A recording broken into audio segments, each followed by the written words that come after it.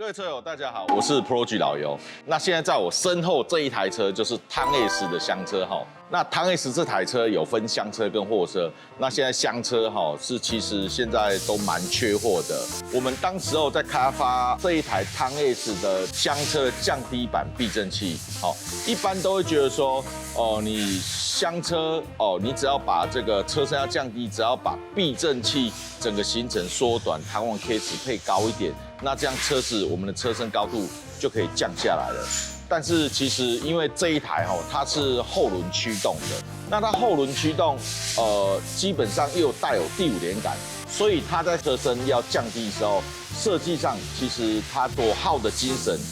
就要耗得比较多。那为什么说汤 S 这台它会设计成后驱车？第一个问题就是说它是载货用的。那不然就是说，它本身是有驾驶乐趣，因为后传你看一些甩尾车、漂移车，它们也是都是后传设计的，所以后传设计来讲的话，就是说对我们一些大马力的车子还是载货的车子，他们一般都是用后驱车去做设计。那这台车我觉得说它的一个先天条件不足的地方，就是原厂它在设计上有一个小小的一个瑕疵就是说你原厂高度没有去经过降低车身之前，原厂高度我们就会听到两种声音。第一种声音就是你原厂车高没有降下来，你后面坐在我们的第二排的乘客座，还是最后面的一个载货区的时候，尤其是这个油门不要吹油门，你会听到 clock 的声音这是第一种发出声音。第二种声音是什么声音呢？就是说我们在踩油门、在放油门、在踩油门、放油门这时候，你会听到你的那个后面差速器，它是算是有间隙，所以你会听到这种声音，变档的时候声音这个声音是正常的。那就像我讲的，第一种声音是不正常，就是说你原厂你在行驶过程中车身都未降低的时候，你经过窟窿会有 clock 声音，这是不正常的。原厂就是会有这个问题。那在经过我们的车身降低完之后，哇，这个声音更严重，是 clock 整路的这个声音是非常大声。我们是第一手发现说车子降完车身高度之后，我们的传动轴往前面会插到这个变速箱，甚至有的车友包括我们的一个安装店家，他本身自己车子变速箱的那个铝壳，其实磨到铝屑整个都磨出来了。那为什么会有这个问题呢？因为我们以前有读过毕氏定理嘛 ，A 平方加 B 平方等于 C 平方。你的整个车高降完之后，你的传动轴过长，会造成说我们的变速箱它的铝壳把铝屑整个磨出来。那铝屑磨出来之后就会造成说铝屑怕会跑到我们变速箱里面，虽然有油封挡住，可是我觉得有可能会造成说油封容易漏油的状况。相对的，我们在PO这个，我们意味是要告诉车主说，你的车子不要降太低。那这个会不会影响到我们的整个避震器汤 S 的销售？虽然我觉得会，但是我们是要好心的去提醒车主。车子不要降太低。那现在呢，坊间也有其他同行，他用其他方式去解决这都是一个不错的方案就是说有真正解决掉客户的一个问题。之前也有车友提过说，这个传动轴切短在焊接，会不会对这个安全上会不会有疑虑？其实是不会的。为什么？因为我们的中间这一支地轴，中间这一支传动轴，其实它的受力没有很大。为什么？因为它的这个我有去量过嘛，它的本身的厚度，铁管的厚度2到3毫米左右。那如果以中型货车，他们的铁管厚度大概6到8毫米左右，所以其实它这传动轴的话，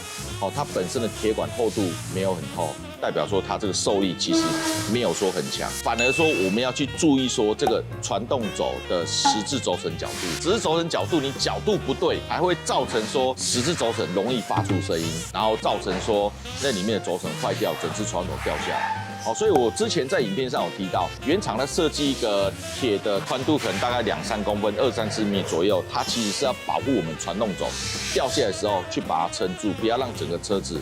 去做一个撑高跳的动作。那因为整个车子其实老实来讲的话，也都是用焊接的方式去做成型的，所以这个焊接，因为第一个传动轴它本身受力其实不是很强，它只是带动说从我们变速箱的一个输出动力带到后轮，然后到这个差速器这边，让后轮去做转动，其实只是一个带动一个桥梁而已，所以它这个传动轴切断来讲，我觉得都 OK 是没问题的。那我们现在就是说。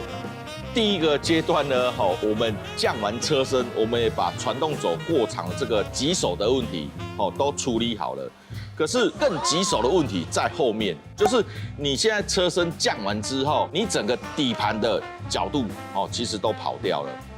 那这个声音发现的频率比原厂高度还更长，就会出现说，你不管改装任何牌子的变器，就已经降完车身之后，一定会听到咯咯咯咯咯咯咯，哇，整路都是杂音。那我们光抓这个异音啊，就抓了快2个月了。我们在避震器上上下下拆了大概快接近50次。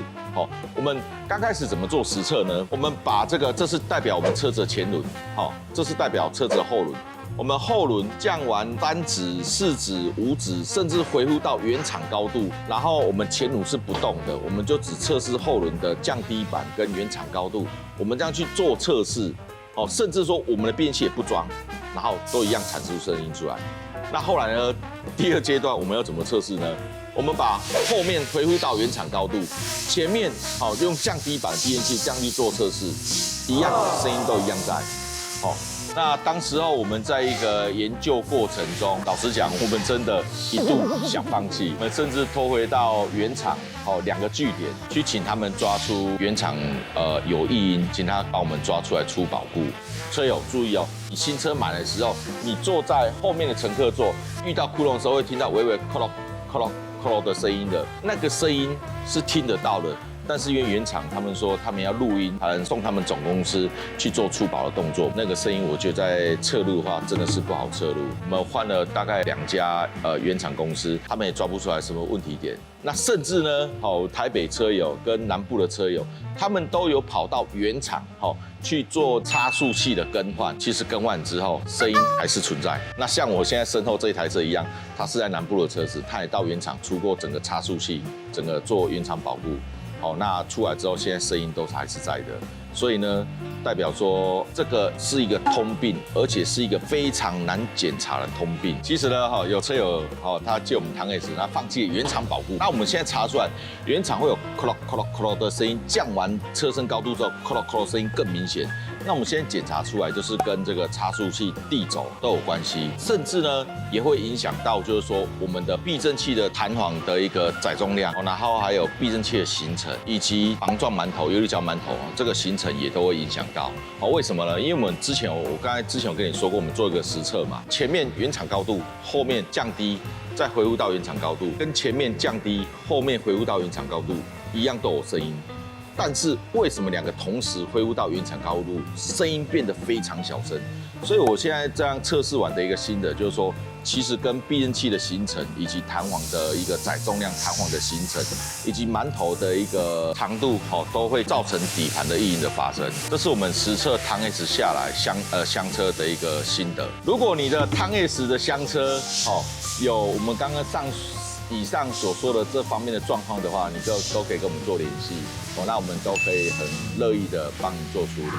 那如果你是汤 S 货车的话，如果你去降车高，它是从钢板，因为原厂的钢板是在轴上，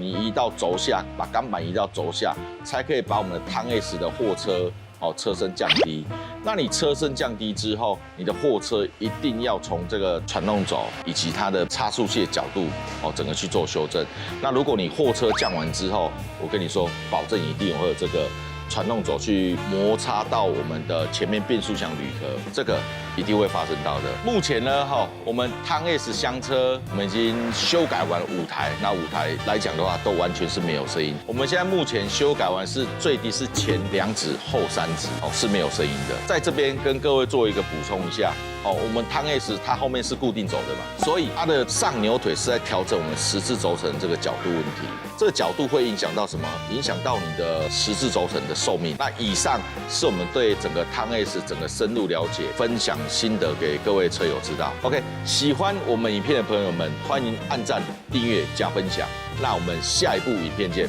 拜拜。